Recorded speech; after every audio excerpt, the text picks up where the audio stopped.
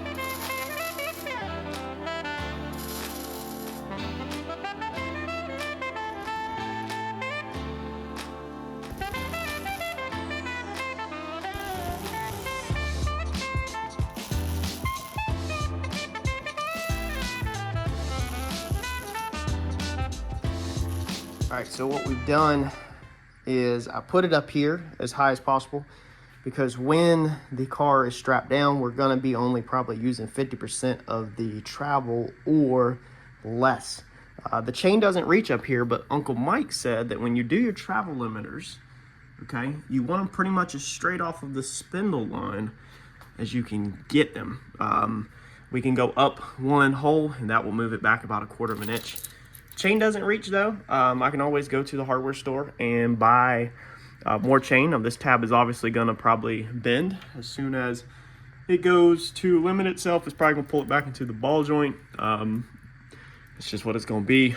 Obviously, it won't pull it back as bad when the car is at limited at half suspension, but full droop, it's definitely not in straight in line. I mean, this front end has a lot of travel to deal with. So we'll bolt this in, and then more than likely these things will stay hooked up all this year, because this year we will be practicing and getting seat time on radials. I'm gonna finish buttoning up this corner.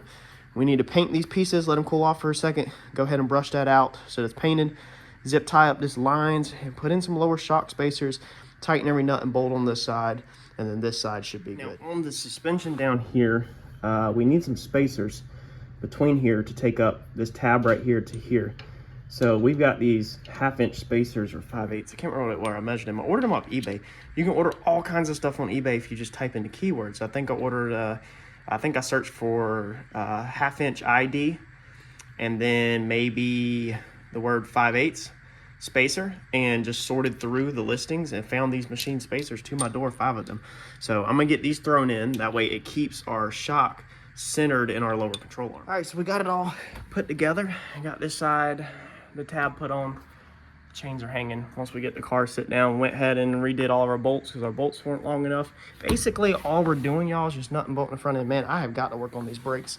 But it's like once the car starts rolling, I don't think they do it that bad. I've got the caliper centered on the rotor. So you're supposed to center the caliper off of that line right there. Should be centered on the rotor. I've got all that done, but for some reason, it still drags. They probably just need to be pumped a little to get them woke back up. If y'all have any ideas, let me know. One thing that I did realize was that the master cylinder right here, this hose, or the reservoir, this hose come out and went at such a sharp 90 that it was actually kinked. And so I was wondering if the fluid could not go back into the reservoir, and that was causing it to not release the front brake. So as you can see, I went and got a 90-degree elbow, and put it in there so that there's no kinking in the line now. So the line's not kinked or nothing, so that hopefully the brakes don't stay pumped up, but they still slightly drag. So that one is missing a lug nut for some of my comments. I stripped it. But yeah, they still kind of drag. So we went to put the front end back together. We changed the lights out. So check these out. Y'all let me know what you think about that. We had the aftermarket style ones, if y'all recall, with the blacks with the LED ring on them. They look like that. You know, they had a little LED ring around them that was never hooked up. But I changed them. I wanted this car to look more original. You know, we're going for the more original look with the stripes. So we put basically what looks like glass lenses back in there. I don't know if it's actual glass. I think it is.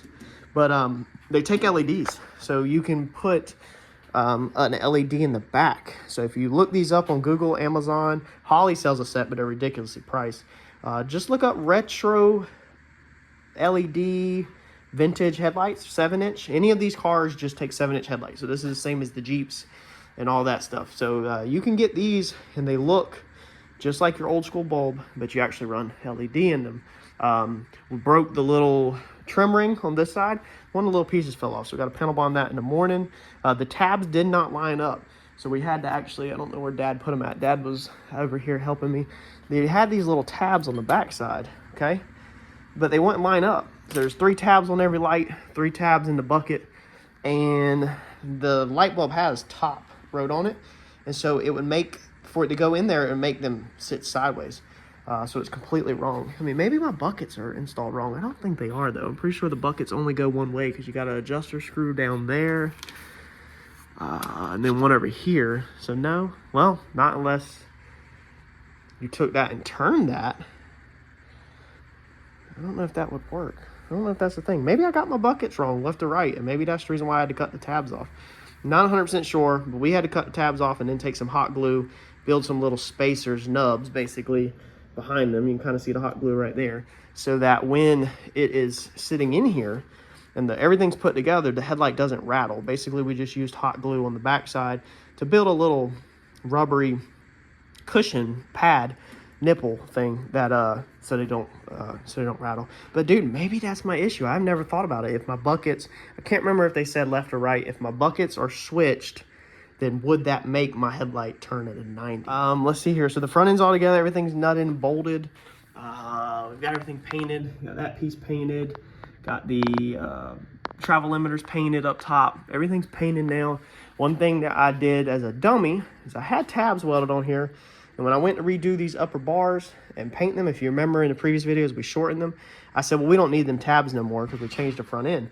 Guess what? We do need the tabs. There's nothing to bolt this to now. So we got to put tabs back on, but this is what bolts the hood to the car. So I need to Zeus the whole hood on and then Zeus the front end and then come up underneath here and then tack the tabs on with the hood on. So we're going to have to bring the hood on this week, grind the paint off, tack the tabs from the bottom, take them off, and weld it back up. So I fitted that. So it's about all we can do, because if I put the bumper on or the grill on right now, which is what I wanted to do, then it will actually get in my way of welding them tabs.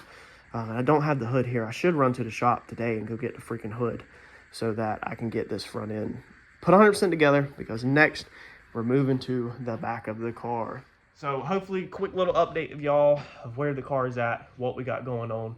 We're getting there. Bear with me. Dyno's coming. Track is coming. We just got to finish out these couple of things. There's going to be a lot more F450 content coming up. We have some sponsorships that come on board to work with us with the truck. So we're going to do a couple of sponsorship videos, I think, this coming week or so. And we're going to finish up that truck. Once we get the trucks done, then we can kind of hit the cars a lot. We can go back to hitting the car a lot harder. Y'all let me know in the comments if there's anything you want to see in particular, or if you have any questions, and I'll catch y'all on the next video. Thanks, y'all.